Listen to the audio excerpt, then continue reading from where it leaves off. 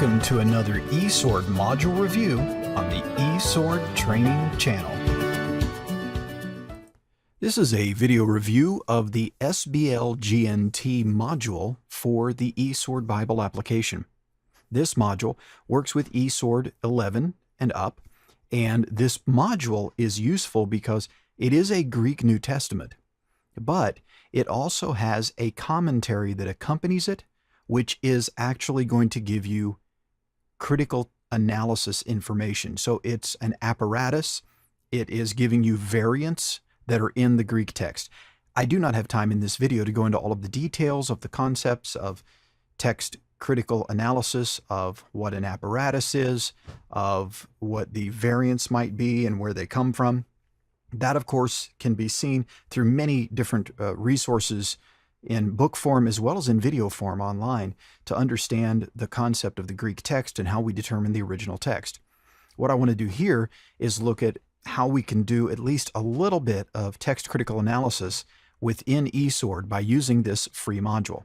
So you can find this module as well as hundreds of others at BibleSupport.com, and we give details of how to install modules, how to download them, how to get them into eSword within our full training programs at e-SwordTraining.com. So you can always learn more about that there. But the focus here is to review this module. So when you download it, you will notice that there are two things. There's the CMTX file and the BBLX module. The CMTX is the commentary, which has the apparatus, and the BBLX is the actual Bible itself. Once you have downloaded this, you can launch eSword, and it will automatically be available within the eSword application.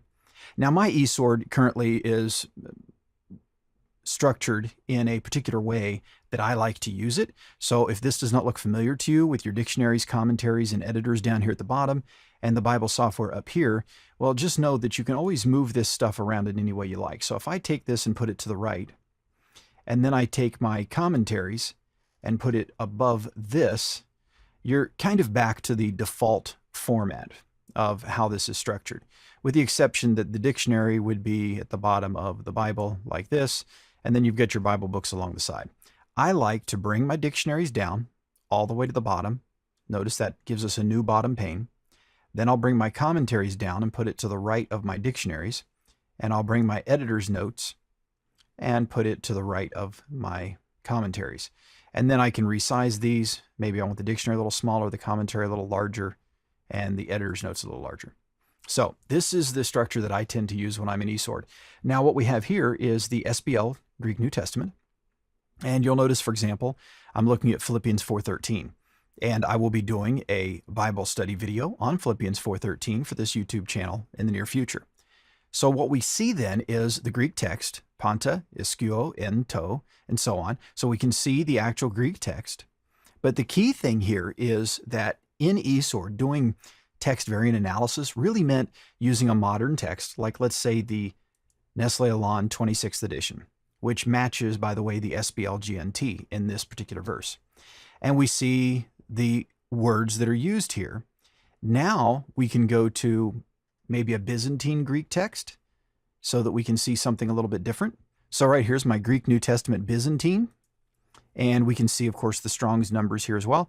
But notice that we have a word at the end, Christo. This word is here, it's not there. So if we go to the Textus Receptus, we can see just in the Greek words themselves. So notice that this one ends with Christo. And the Nestle Aland 26th edition ends with me. There is no Christo at the end of the word or the end of the verse. So what does this tell us? Well, it tells us there must be something different. So where does this come from? Well, the good thing is with SBL GNT, it comes with this SBL GNT commentary, the apparatus, which actually tells us the Westcott and Hort, Tregellus, and Nestle Aland 28th edition all just end with me. And Christo is from Robinson Pierpont, is what the author of the SBL GNT says.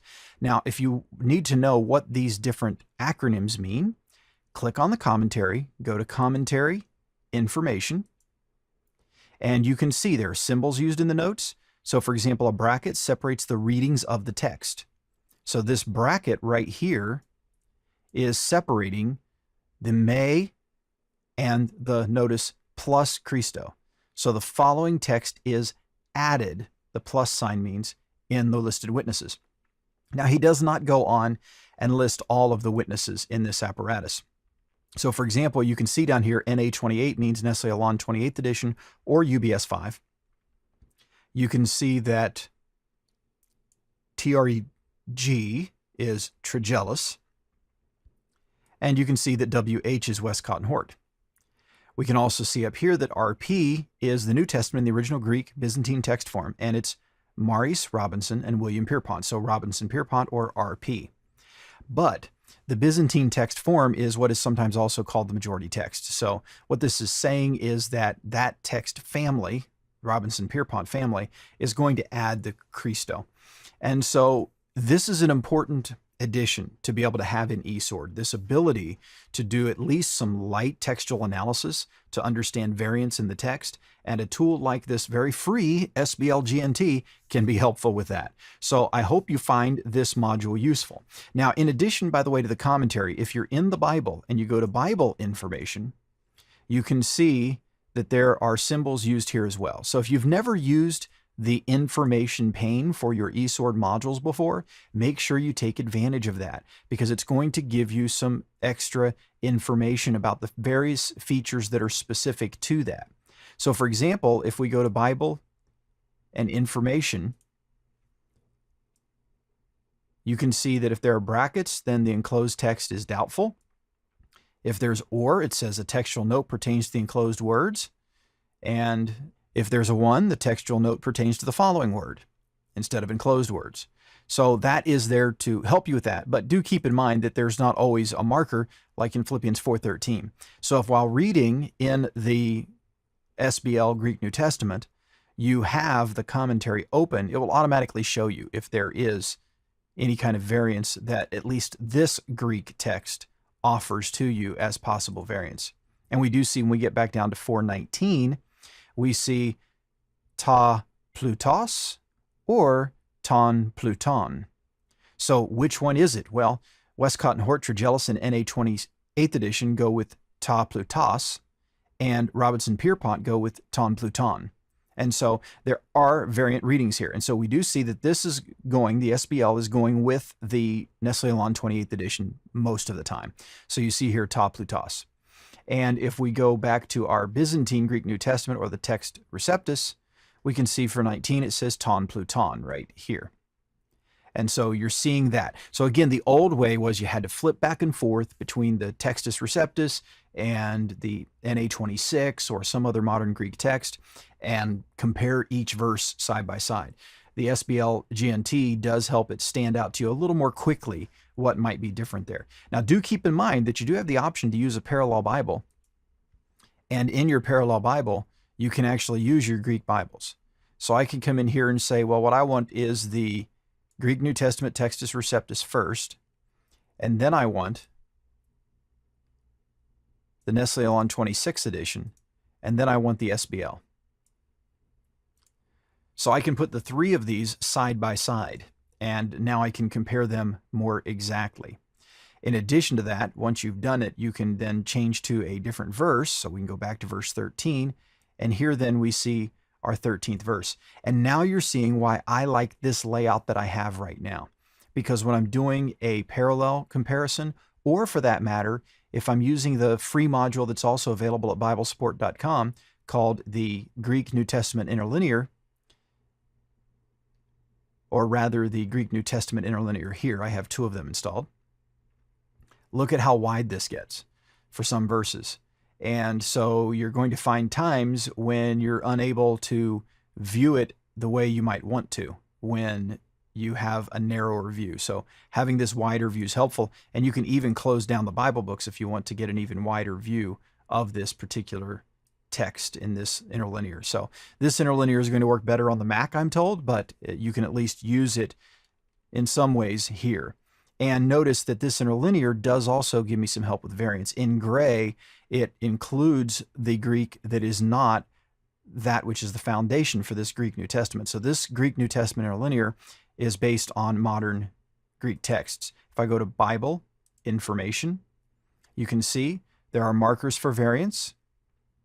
And you'll notice that we see here the T, the S, and the B. So Stephen's 1550 Textus Receptus has Christos. Scrivener, 1894 TR has Christos. And the Byzantine majority has Christos. So that's what the T, S, B, or the tau, sigma, beta is telling us here.